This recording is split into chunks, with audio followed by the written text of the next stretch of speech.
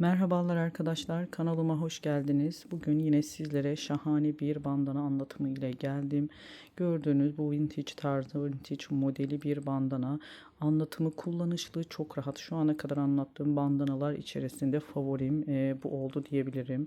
Hem kullanım açısından hem de çok basit. Sadece ipi bir kere başlıyoruz ve sonuna kadar hiç ip kesmeden, koparmadan bitiriyoruz bandanamızı. Bu rengiyle ben ördüm, ütü de yaptım.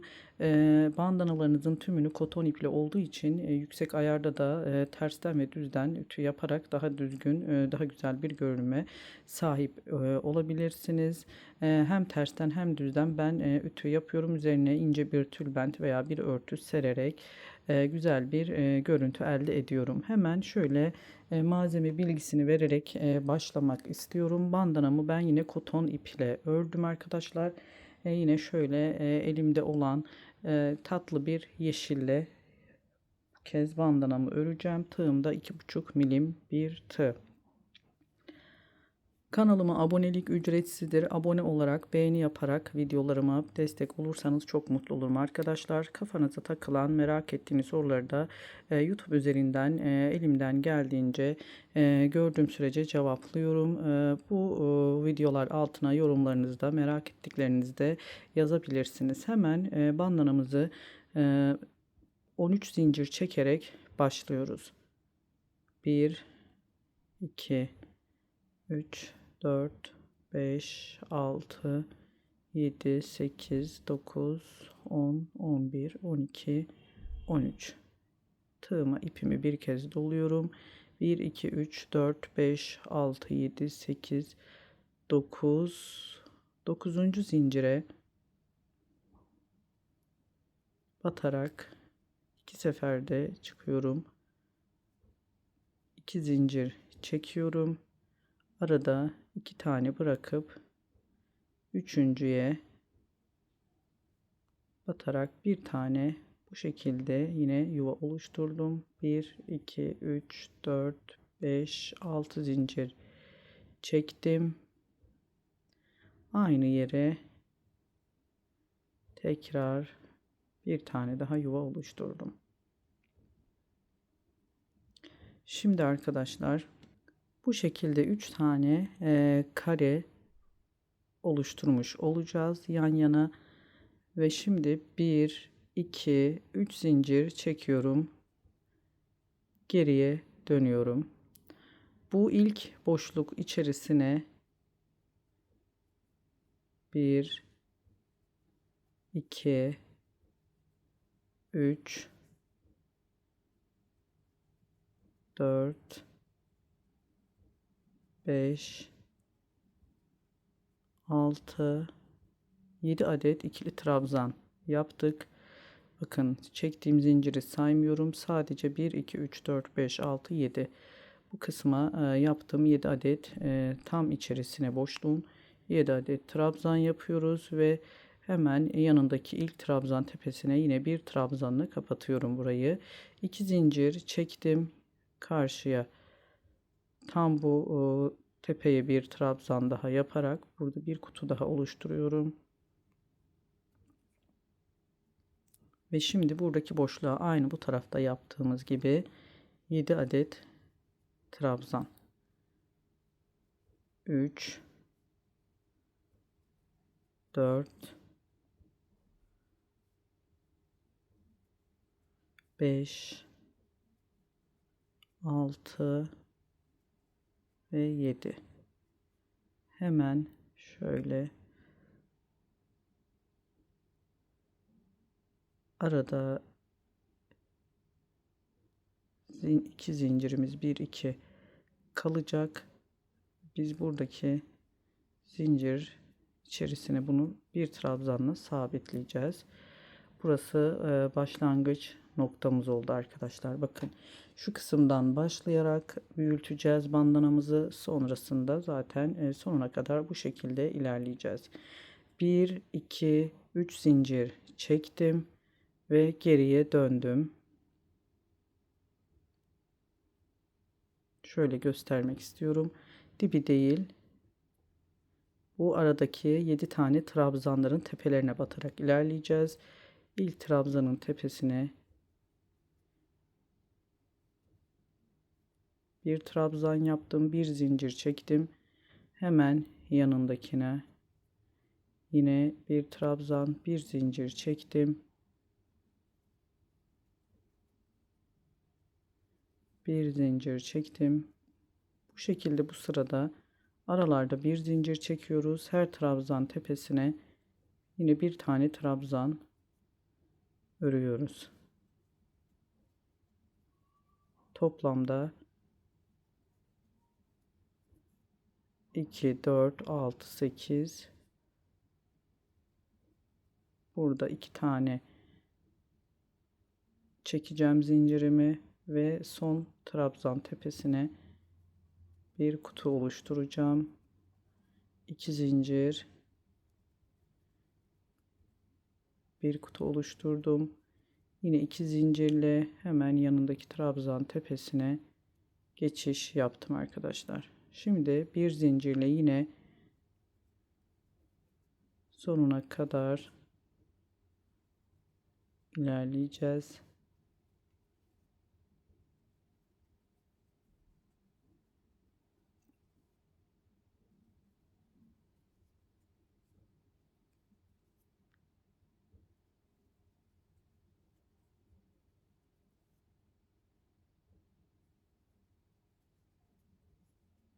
Bakın 3 kutu biraz kafa karışıklığı olabilir.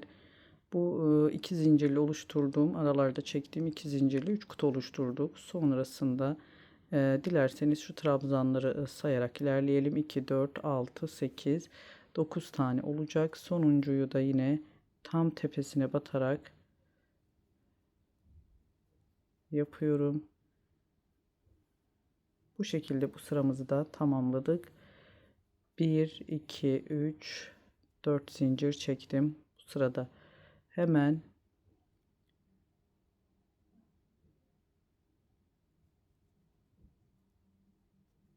yine sıradaki trabzan tepesine batarak bir trabzan yaptım. 3 zincir çekiyorum. Bu iki tam önde görünen iki dalına birden batıyorum. Sık iğne ile kapatıyorum. Hiç zincir çekmeden sıradaki trabzan tepesine geçiş yaptım. 1, 2, 3 zincirle yine önde görünen bu iki dalına tığımla batıp sık iğne ile kapattım. Sıradakine bu şekilde 6 tane pıtırcığımız olacak. Hiç zincir çekmeden direkt sıradaki trabzan tepesine geçiş yapıyoruz.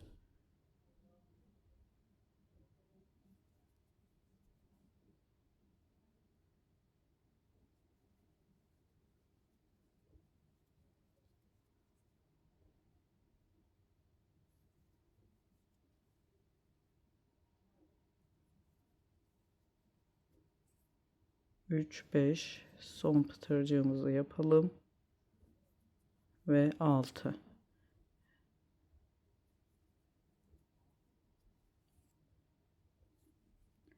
Bakın 3, 6 tane pıtırcık olduktan sonra yine bu arada 3 tane kutucuğumuz olmuştu.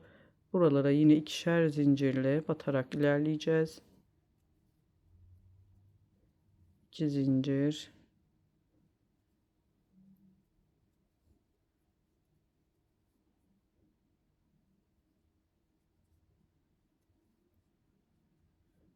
ve yine devam ediyoruz. 3 zincirle yine bir pıtırcık oluşturup sırasıyla sonuna kadar yine 6 tane pıtırcığımız olacak. Buraya kadar devam edelim. Evet, 3, 6 tane oldu. Yine zincir çekmeden sıradaki trabzan tepesine batıyorum.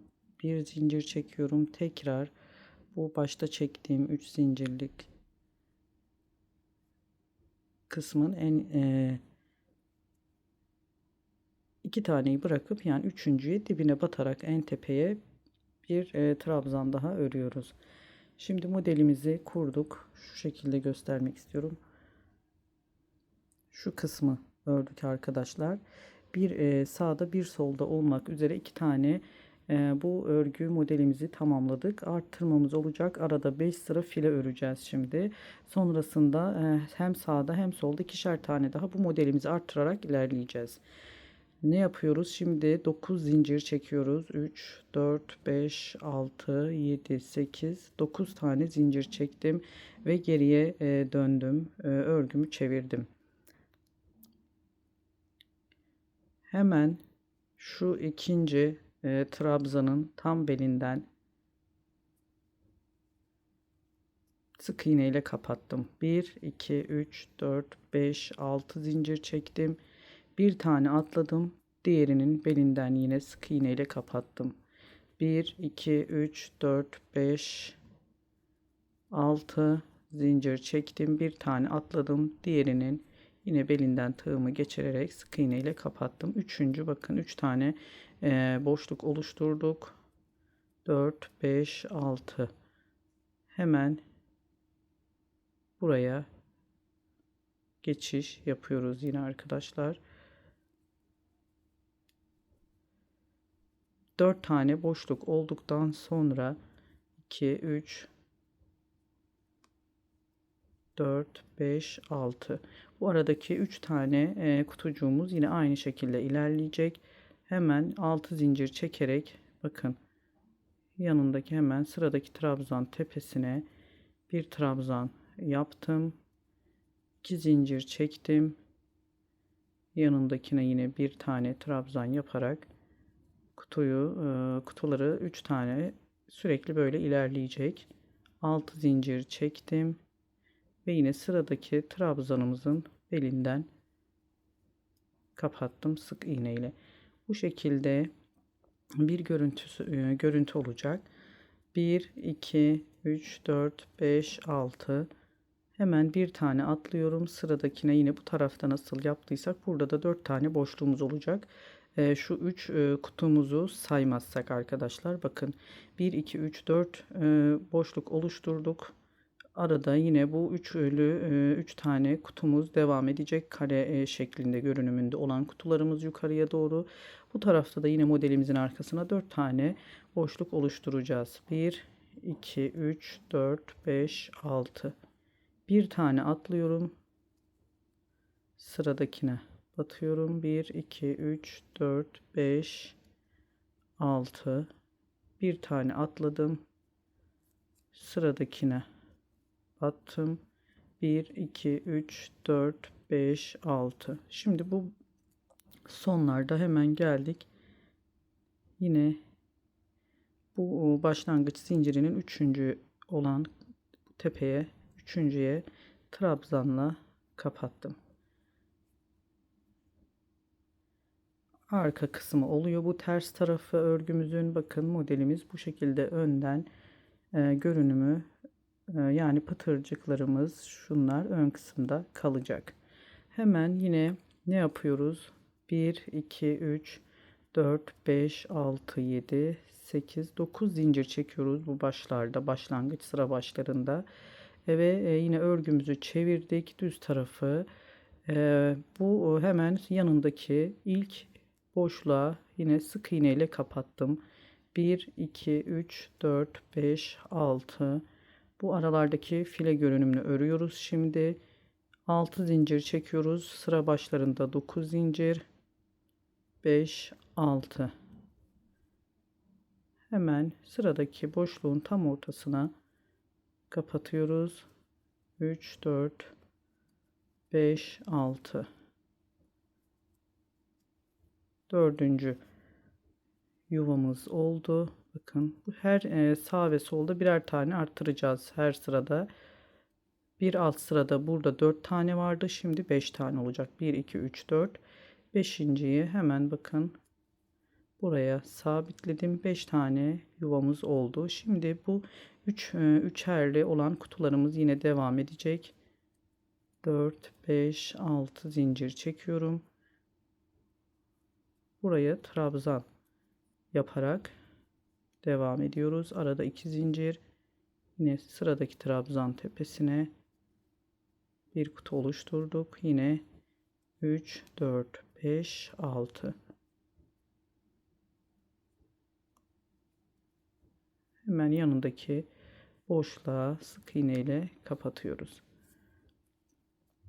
Bakın tam böyle 3 3 bunu yukarıya doğru devam ettireceğiz. Sesimden dolayı kusura bakmayın arkadaşlar. Hemen şimdi ne yapıyoruz? Diğer tarafa geçtik. 1 2 3 4 5 tane yuvamız oldu. Model kısımlarını sadece sayıyorum şu kenarlardaki.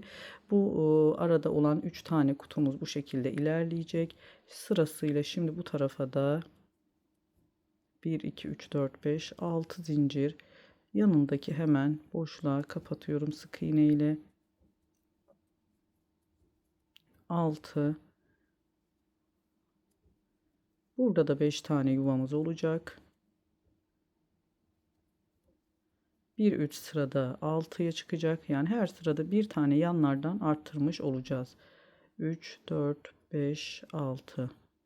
Yine yeni başlayanlar için biraz karışık olabilir arkadaşlar. Örgüye yeni başlayanlar için. O yüzden de dikkatli. Yani zaten bir sıra ördüğünüz zaman çözeceksiniz. Çok basit bir model. Dikkatle bu sıralarda buraya kadar ne yaptıysam diğer modelleri kurduğumuzda da aynı sistemle ilerleyeceğiz. Hiçbir değişikliği olmuyor. Başka modellerim de var. Sürekli tekrar eden, çünkü bu arttırma olarak modeli tekrarladığımız için çok uzun bir video zamanı olacak. Bunu tamamını çekmek zorunda kalsam çok sıkıcı olur. O yüzden de iki modelimizi kurana kadar anlatacağım ya da şu aradaki fil örgüleri biz hızlıca yapalım. Yine model başlangıçlarında sizlerle birlikte öreceğim. Çok uzun olsun istemiyorum videom. Bu yüzden bazen yorumlarda geliyor, Ayşe Hanım anlamıyoruz işte ilk modeli kurduğunuzdan sonraki, yani bu şekilde tekrar eden artırarak ören bandana ya da örgü modellerinde sistem aynı şekilde ilerliyor arkadaşlar. Bir değişikliği yok. Sadece sayılarımız artıyor. Şimdi ne yaptık? 1 2 3 4 taneydi. Burada da bunu beşleyeceğiz. 3 4 5 6 tane zincir çektik. Başlangıçlarda 9 zincir çekiyoruz. Sık iğne ile buraya kapatıyoruz. Sonlarda da 6 zincir çekerek trabzanla tam böyle 1 2 3. zincir tepesine trabzanla kapatıyoruz arkadaşlar. Bu şekilde yine bir yuva oluşturmuş olduk. Şimdi ne yaptık? Yine 1 2 3 4 5 6 7 8 9. Yine başlangıç sıramız. Geriye çevirdim. Yine sıradaki boşluğa son yaptığım yuvaya sık iğne ile kapattım. Bu sırada da yine aynı 6 zincirle file örgümüzü devam ettiriyoruz. Bu örgümüz şöyle göstermek istiyorum.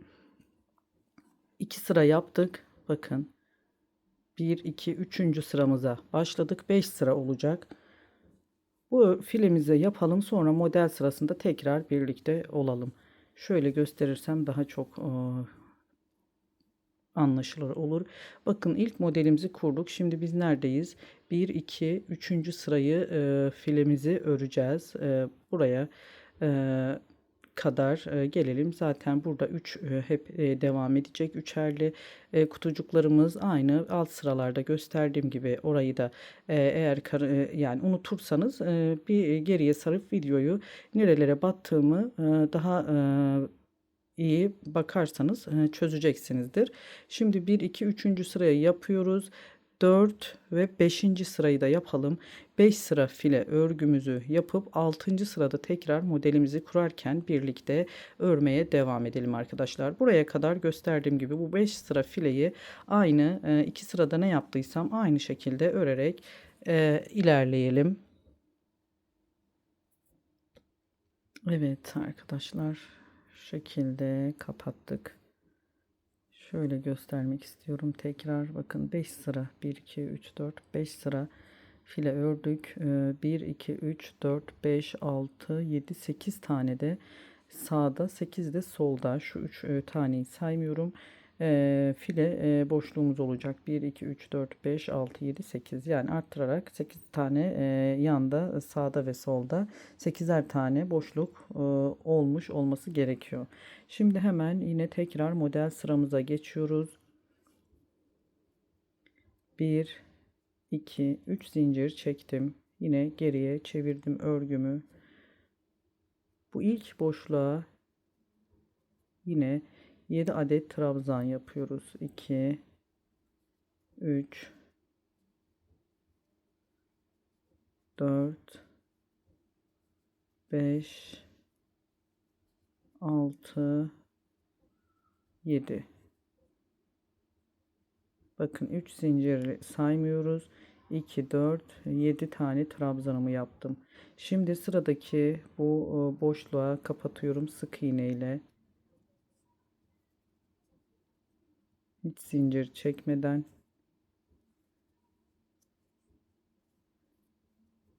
Bir, iki, üç, dört, beş, altı zincir çektim. Sıradaki boşluğa yine kapattım. 1 2 3 4 5 6 zincir çektim. Sıradaki boşluğa kapattım. Arada iki tane boşluğumuz olacak. Şimdi direkt zincir çekmeden sıradaki boşluğa 7 tane trabzan öreceğiz. 2 3 4 5 6 7. Hemen zincir çekmiyorum. Sıradaki boşluğa sık iğne ile kapattım. Aralarda iki tane boşluğumuz olacak. Yine 4 5 6 zincirle sıradaki boşluğa kapattım. 3 4 5 6 zincirle sıradaki boşluğa kapattım. Hemen bakın bu tepeye geldik. Yine aynı şekilde 3 tane ile başlamıştık ya, sağ ve solda bir modelimiz vardı. Burası yine burada gördüğünüz gibi 3 sırada düz bir şekilde oluşacak yukarıya doğru. Tam köşelere 2 tane yine modelimizi kuracağız. Hiç zincir çekmeden bu köşedeki boşluğun içerisine 3 4 5 6 7 tane trabzan yaptım. Tam bu trabzan tepesine bir tane yapıyorum. 1 2 zincirle bu arada bir kutu oluşturuyorum. Ve bu tarafta tam köşeye yine 7 trabzan yapıyoruz içerisine. 3 4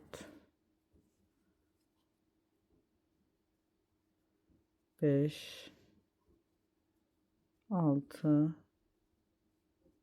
7. 1 2 3 4 5 6 7. Sadece içerisine yaptığım 7 tane trabzan arkadaşlar. Başlangıçlarda şunlar kafa karışıklığı yapmasın. Bu boşlukların içerisine toplamda 7 adet yapıyoruz. Hemen sıradaki boşluğa kapattım. Hiç zincir çekmeden yine araya 2 tane yuva oluşturacağım.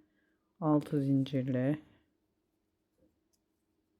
1 2 3 4 5 6 2 tane yuva oluşturduktan sonra hiç zincir çekmeden sıradaki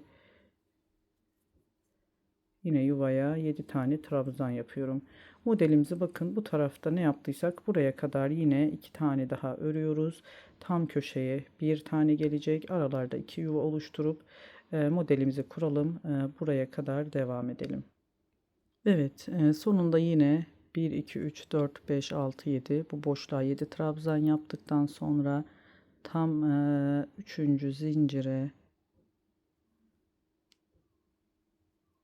bir tane daha trabzan yapıyorum, içerisine batıp, yani aralarda 2 tane zincirimiz kalacak her seferinde bu sonlarda. Şimdi 1 2 3 zincir çektim. Bu sırada aynı alt sırada modeli nasıl kurduysak bu sırada da yine aynısını yapacağız arkadaşlar. Sadece farklılık arttırarak örmüş olacağız. Yani modellerimiz hep aynı. Sayılara dikkat edersek hiçbir yanlışlık olmayacak. 3 zincir çektim. Hemen bakın. Bu yuva içerisine yaptığım 7 adet trabzan tepelerine batarak başlıyorum. İlk trabzan tepesine Bir tane trabzan yaptım. Arada bir zincir çekiyorum. Yanındaki trabzan tepesine bir trabzan yaptım. Arada bir zincir çekiyorum. Burada bir tane göstereceğim. Sıra sonuna kadar zaten ya da şu orta kısma gelene kadar yine örelim. Video süresini çok uzatmak istemiyorum.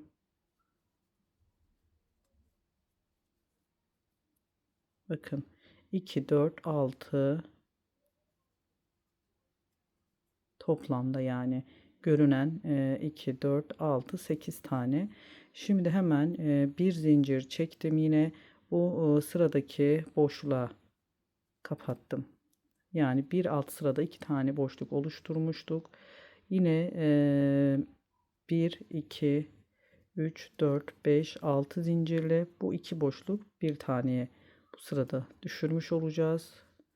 Yine bir zincir çekiyorum ve bu boşluk içerisindeki yine 7 trabzandı. İlk trabzanımıza batarak şu şekilde buraya batmıyoruz. İlk trabzanımızın tepesine batarak başlıyoruz. Aynı şekilde aralarda bir zincir çekiyorum.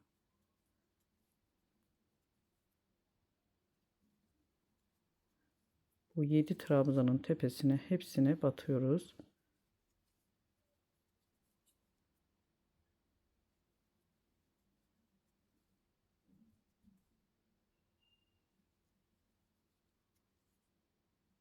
Bir zincir çektim. Sıradaki boşluğa sık iğne ile kapattım. Yine bir zincir çekiyorum. Pardon, 6 zincir çekip burada bir yuva oluşturuyorum. 2, 4, 6. Bir zincir çekiyorum. Yine sıradaki modelimizin ilk trabzanına batarak başlıyoruz. Buraya kadar örelim arkadaşlar. Evet. Yine tam tepeye geldik. Bakın bu şekilde 2 zincir çekiyorum. Bu ortada bir tane yine kutumuzu örerek ilerleyeceğiz. Yine bir zincir sırasıyla örerek devam ediyoruz. Bu tarafta ne yaptıysak aynı işlemi bu tarafta yaparak buraya kadar gelelim. Evet, sonuna kadar geldim. 2, 4, 6, 8 bir tane daha zincir çekip burada hemen dibine de bir trabzan yapıyorum ve kapattım. 1, 2, 3, 4 zincir çekiyoruz. Şimdi yine modelimizi çeviriyoruz arkadaşlar. Bakın sıradaki yine trabzan tepesine bir trabzan yapıyoruz. Yani yine ortadaki şu 7 tane trabzan tepesine batarak ilerleyeceğiz. 3 zincirle burada pıtırcıklarımızı oluşturacağız. Toplamda 6 tane pıtırcık oluşturacağız. Hiç zincir çekmedim. Direkt sıradakine bir trabzan yaptım yine. 1, 2, 3 zincir çekiyorum. Görünen şu iki dalın içerisinden tığımı geçirip kapatıyorum sık iğne ile. Hiç zincir çekmeden sıradaki tepeye bir trabzan yapıyorum. 3 zincirle yine bir pıtırcık oluşturuyorum. Hiç zincir çekmeden sıradaki tepeye bu şekilde 6 tane pıtırcığımız olana dek örüyoruz. Yine bu modeli nasıl bağlayacağımızı, sıradakine nasıl geçeceğimizi gösterdikten sonra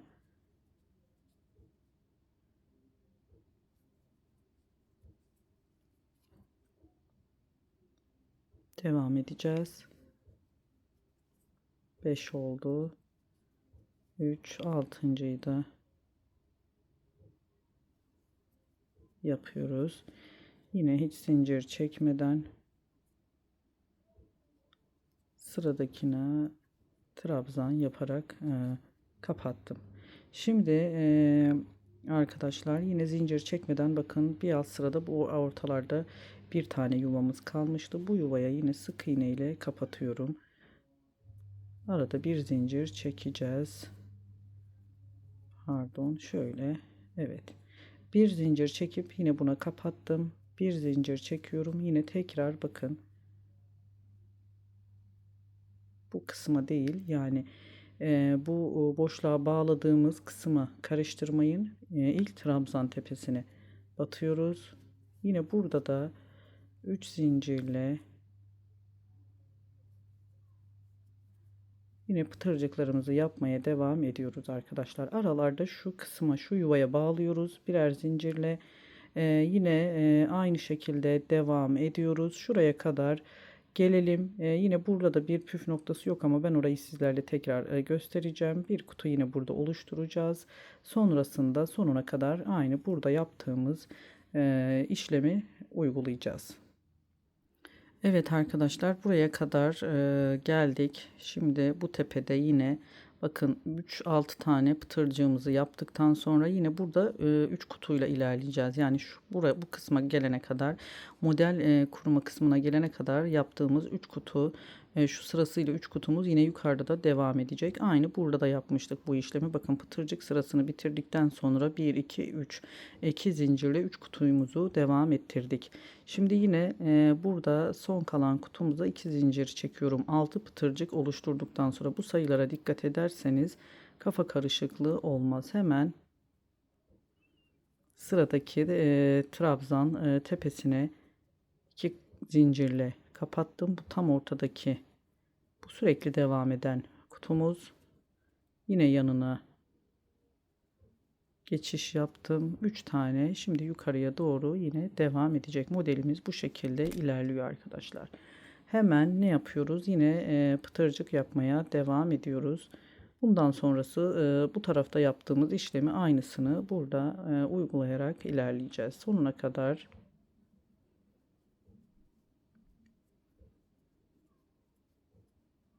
Üç zincirde dediğim gibi 6 pıtırcık oluncaya dek yapalım. Sonrası zaten size yol gösterecektir. Sayılara dikkat ederek bu aralardaki boşluklara bağlayarak ilerliyoruz. Bu kısımda ne yaptıysak aynısını yapalım. Sonuna geldim. 3-6 tane pıtırcığımı yapıp son pıtırcığımı buraya bir zincir çekiyorum. Yine aynı son tepeye kapatıyorum.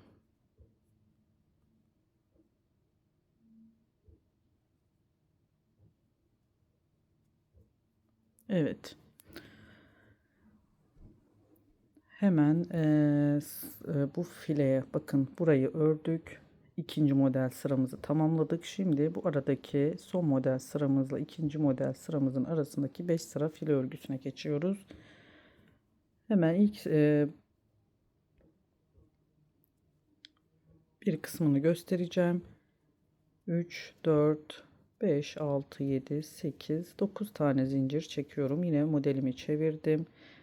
Ters tarafı, düz tarafı pıtırcıkların önünde olduğu taraf, ters tarafına doğru çeviriyoruz.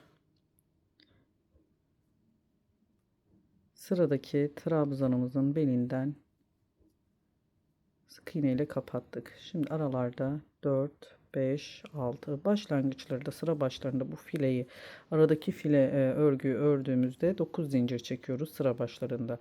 Aralarda 6 zincir. Bir tane atlıyorum. Bu ilk sırada ikinci trabzanın yine belinden kapatıyorum. 1 2 3 4 5 6, yine bir tane atlayıp diğerinin belinden sık iğne ile kapattım. 4 5 6, bir tane atlıyorum, diğerinin belinden kapattım. 1 2 3 4 5 6. Hemen ne yapıyoruz? Direkt diğer modelimizin ilk trabzana geçiyoruz arkadaşlar. Bakın, bu modelimizde kapattık. 4 tane 1 2 3 4 yuvamız oldu. Diğerine geçiyoruz. İlk modelimizin ilk trabzanından belinden kapatarak bir yuva oluşturduk buraya da. 1 2 3 4 5 6 zincir. Bir tane atlıyoruz. Bir tane, diğerine kapatıyoruz. 4 5 6, bir tane atlıyoruz, diğerine 1 2 3 4 5 6. Bir atlıyoruz. Diğerinin yine belinden kapatıyorum. 6. Hemen sıradaki modelimizin ilk trabzanın belinden kapattım. 1 2 3 4 5 6. Tam bu orta kısma geldik. Bir tane atlıyorum. Diğerine 1 2 3 4 5 6. Bir atlayıp diğerinin belinden 1 2 3 4 5 6. Bir atlıyorum. Diğerinin belinden kapatıyorum. 6. Şimdi hemen ne yapıyoruz arkadaşlar? Burada yine trabzanlarımız devam edecek. Yani 3 tane kutumuz yukarıya doğru. Burada şu sıradaki bakın en son beline bağladığımın yanındaki trabzanın tepesine bir trabzan yaptım. 2 tane zincir çekiyorum. Yine bu yanındaki tepeye burada 3 kutumu oluşturacağım yine. 3 4 5 6 zincir çektim. Tekrar hemen şu kısımdan bağlıyorum. Tekrar o kısma da bağlayabiliriz. Tepeye de ilk trabzanımızın yine modelimizin bakın sıradakinin belinden kapatıyorum. Burada yine bu 3 tane kutumuz yukarıya doğru arada devam edecek. Tam orta kısmı oluyor bu. 1 2 3 4 5 6 tane zincir çektim. Bir atlayıp diğerine kapatıyorum. 1 2 3 4 5 6 zincir çekiyorum. Bir atlayıp diğerine kapatıyorum. 1 2 3 4 5 6 zincir çektim. Bir atlayıp diğerine kapatıyorum. Ve hemen 1 2 3 4 5 6 zincirle sıradaki bu modelimizin ilk trabzan belinden kapatıyorum. 1 2 3 4 5 6 sonuna kadar gelelim arkadaşlar. Buraya kadar gösterdim. Sonunu yine göstereceğim. Bir tane atladım. Yanındakine kapattım. 1 2 3 4 5 6 sıra sonlarında hep 6 zincir çekeceğiz. Burada başını alıyorum ve 2 zincir bırakıp üçüncünün tepesine trabzanla kapattım arkadaşlar. Bu şekilde bu sırayı tamamladık. Kaç kutumuz oldu diye merak edenlere sadece şu köşeye kadar sayıyorum. 1 2 3 4 5 6 7 8 9 10 11 12 tane file boşluğumuz oldu. Tepede 3 tane 12 tane de bu tarafta elde ettik. Şimdi bu sırayı tamamlayıp modelimizi diğer sırasına pardon file örmeye devam edeceğiz. Ne dedik? Sıra sonunda 6 zincirle trabzanla tam tepeye batarak kapattık. Sıra başlarında 3 4 5 6 7 8 9 zincirle devam ediyoruz. Her sıra başında ikinci sıramızı örüyoruz. Bu file aradaki yaptığımız file örgüde sıradaki boşluğa sık iğne ile kapattım. Her başlarken sıradaki boşluğa batıyoruz. 4 5 6 tane zincir çekiyorum. Sırasıyla bu aradaki boşluklara batarak ilerleyelim arkadaşlar. Şuraya kadar gelelim yine. Evet bakın tam bu 3 tane köşede olan 3 boşluğumuza geldik. Yine 6 zincirle tam ilk köşemize kapattım. Bunu öncelikle sık iğne ile 3 4 5 6 zincir çekiyorum. Hemen sıradaki trabzan tepesine bir trabzanla örüyorum. 2 zincir çekiyorum arada. Diğer yanındaki trabzan tepesine bir trabzan daha. 1 2 3 4 5 6 zincirle yine sıradaki bu tam köşedeki 6 zincirlik yuvaya kapatıyorum sık iğne ile. Bakın Bu şekilde 3-3 ilerleyecek yukarıya doğru. Yine bu tarafta da 6 zincirle sonuna kadar gelelim. Filemizi örmeye devam edelim.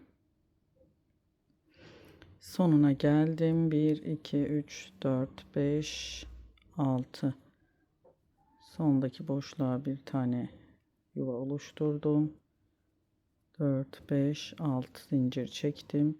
Hep sonlarda bir önceki sırada da gösterdim. Yine 3.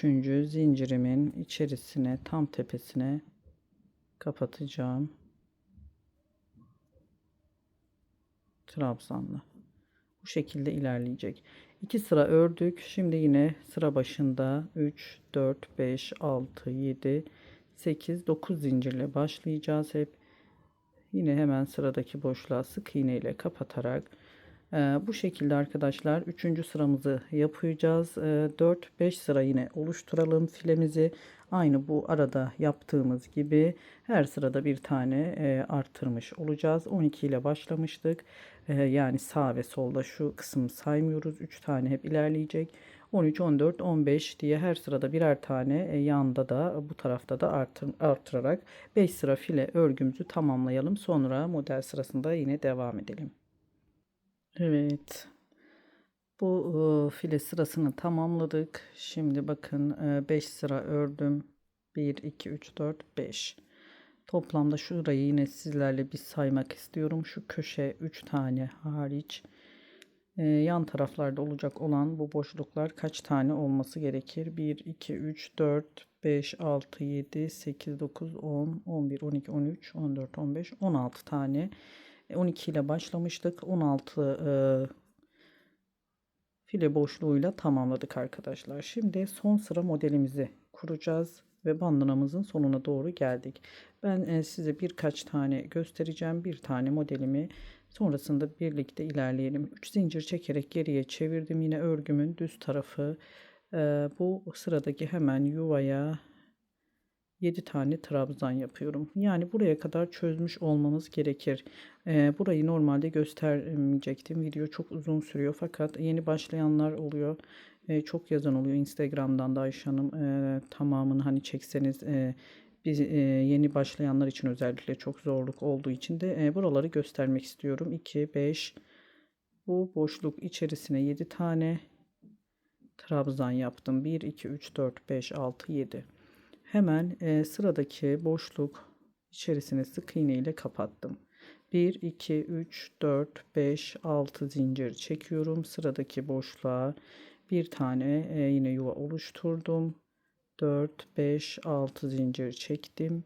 2 tane yuva oluşturduktan sonra aralarda tekrar hiç zincir çekmeden sıradaki boşluğa yine 7 tane trabzan örüyoruz. 2 3 4 5 6 ve 7. Yine hiç zincir çekmeden sıradaki boşluğa sık iğne ile kapattım. Yine aralarda 2 tane böyle 6 zincirli oluşturduğumuz file olacak. Bu sırada da kaç tane yapmış olacağız? Bakın göstermek istiyorum. Başta hemen bizim başlangıç şu kısım oluyor. 1 2 3 4 5 tane köşeye köşe ile birlikte bu tarafta 5 tane modele çıkartmış olacağız. Bir önceki sırada 3 modeldi. İlk sırada 1 modeldi. Yani her sırada 2 2 arttırarak ilerleyecek. Bu örgü modeli bu şekilde ilerliyor. Şimdi şu köşeye gelene kadar arkadaşlar örelim. Aralarda 2 tane boşluk bırakarak tam köşeye gelelim. Burada yine birlikte devam edeceğiz. Evet, tam bu köşeye de 7 tane trabzan ördük ve ortadaki bu kutumuzun bu taraftaki trabzan tepesine yine bir trabzanla bağladım. 2 zincir çekiyorum, yine sıradaki tepeye bir trabzan yapıp burada bir kutucuğumuzu yine devam ettireceğiz. Yine bu köşeye de 7 trabzanla bu tarafa geçmiş olacağız. 3 4 5 6 ve 7. Hemen arkadaşlar yanındaki boşluğa yine kapatıyorum sık iğne ile. Yine aralarda ikişer tane kutu bırakarak burayı da sonuna kadar devam edelim. Evet, sonuna geldiğim son köşeye yine 2 4 7 tane trabzan yaptıktan sonra hemen yine üçüncü zincir, buradan üçüncü zincirimize 1 2 sayıyoruz. Tam tepesine bir tane batarak trabzan yapıyoruz. Evet, 1 2 3 zincir çektim, yine geriye döndüm. Şimdi trabzan, arada yaptığımız boşluklara 7 trabzanımızın ilkini batarak bir trabzan yapıyorum, bir zincir çekiyorum, yine bir trabzan, bir zincir, sıradakine bir trabzan, bir zincir, sıradakine bir trabzan, bir zincir, bir trabzan, bir zincir, bir trabzan, bir zincir, 7. trabzanımıza battık ve bir zincir çekiyorum. Burada ortada iki tane boşluğumuz vardı. Hemen ilkine sık iğne ile kapattım. 1 2 3 4 5 6 zincirle diğerine geçiş yaptım. Bir zincir çekerek hemen sıradaki modelimizin ilk trabzanına yine örmeye devam ediyoruz. Aynı burada yaptığımız gibi. Şimdi burayı da komple arkadaşlar örüyoruz. Yine burada bir tane kutucuğumuz olacak. Aynısını bu alt sırada ne yaptıysak, dediğim gibi hiçbir farkı yok. Alt sırada uyguladığımız şu sırada ne yaptıysak bu şekilde ilerleyeceğiz. Burayı da sonuna kadar tamamlayalım. Evet, buraya kadar geldim. Şu köşeyi göstermek istiyorum. Çünkü burada kutu yapmayacağım. Öyle söylemiştim. Kutu yapmadan burayı da çünkü pıtırcıklarımız devamını en son sırada yapacağım. Burada yine bir zincir çektim. Bakın son trabzan tepesine yine bir trabzan. Bir zincir çekiyorum. Bu kutunun içerisine tam bir tane yine trabzan yapıyorum. Bir zincir çekip aynı burada birer zincirlik boşlukları devam ettiriyoruz. Yine sonuna kadar burayı sade göstermek için videoyu başlattım. Sonuna kadar gelelim arkadaşlar. Evet, sonuna geldim. Yine bakın 2 4 6 7 trabzan tepesini yaptık. Şimdi bir zincir çekiyorum. Yine bu dibine hemen üçüncü zincir tepesine bir trabzan daha yaptım. 1 2 3 4 zincir çekiyorum. Bu son sıramız olacak. Artık kenarlarının pıtırcıklarını öreceğiz. 4 zincir çektim. Sıradaki trabzan tepesine bir trabzan yaptım. 1 2 3 zincir çekiyorum. Hemen bu görünen iki dalın içerisine geçirip bir tane sık iğne ile kapattım. Hiç zincir çekmeden sıradaki trabzan tepesine bir trabzan yapıyorum. 3 zincir çekerek hemen bir pıtırcık oluşturuyorum. Sıradaki trabzan tepesine bir trabzan yapıyorum. 6 tane pıtırcığımızı yapalım. 3 6 pıtırcığımızı yaptık. Şimdi bir zincir çektim. Bu aradaki bir boşluk bırakmıştık. 6 zincirli oluşturduğumuz, oraya kapatıyorum. Bir zincir çekiyorum. Yine hemen ikinci modelimizin ilk trabzanına şu şekilde tepeye batarak bir trabzan oluşturdum. 3 zincirle bu şekilde pıtırcıklar oluşturarak devam edelim. Sonuna kadar gelelim arkadaşlar. Tüm çevresini, burada battığımız yerlere, her trabzanın tepesine, bu şu köşede yani pıtırcıklar oluşturacağız. Burada göründüğü gibi. Sonrasında yine diğer tarafı da aynı burada yaptığım şekilde aralarda kapattım. Nasıl gösterdim, şu aralardaki yuvalara kapatarak sonuna kadar pıtırcıklarımızı örerek bandanamızın bu son sırasını tamamlayıp bağcık kısımlarına geçelim. Evet arkadaşlar, sonuna kadar bakın ilerledim. Her Sırada her motifimize yine pıtırcıklarımızı yaparak bu kısma geldim. Bir zincir çekiyorum sonunda.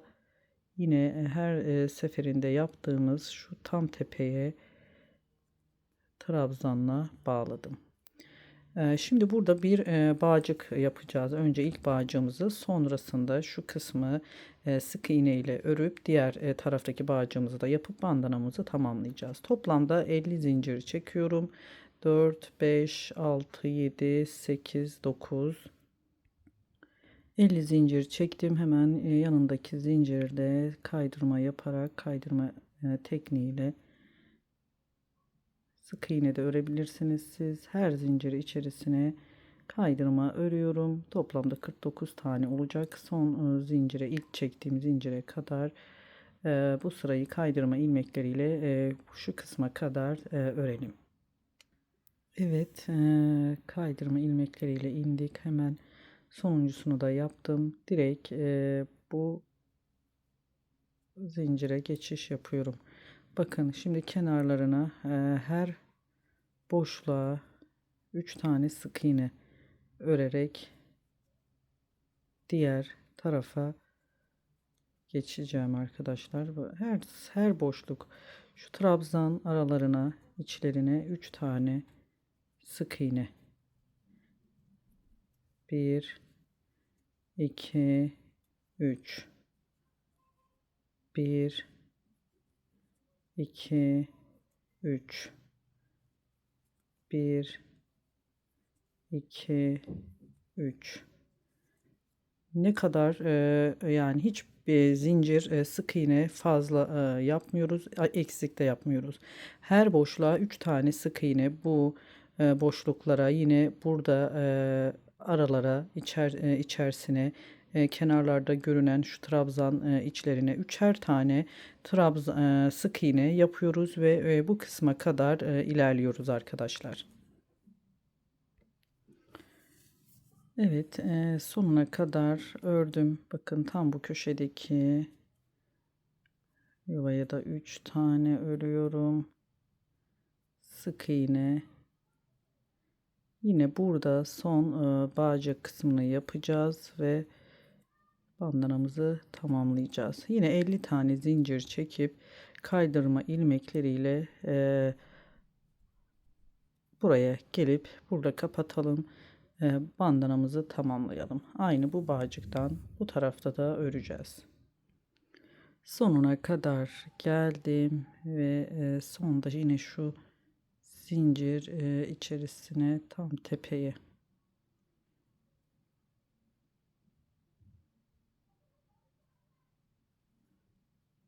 kaydırma ilmeğiyle kapattım. İpimi burada kesiyorum. İpimizi temizleyelim. Bandanamızı tamamlayalım. Evet arkadaşlar, şöyle hemen ipimi burada kestim. Şu kısımdan temizleyip bir de hızlıca yine ütüleyip bandanamı daha düzgün bir şekilde sizlere göstermek istiyorum. Gördüğünüz gibi çok şık, çok da güzel bir bandana modeli. Kullanım açısından da çok rahat. Koton iple ütülendiği zaman da çok zarif, böyle çok daha hafif bir görüntüsü, yapısı oluyor. Bu kadardı videomuz arkadaşlar. Beni sabırla dinlediğiniz için çok teşekkür ediyorum. Başka bir videoda görüşmek ümidiyle. Hoşça kalın. Allah'a emanet olun.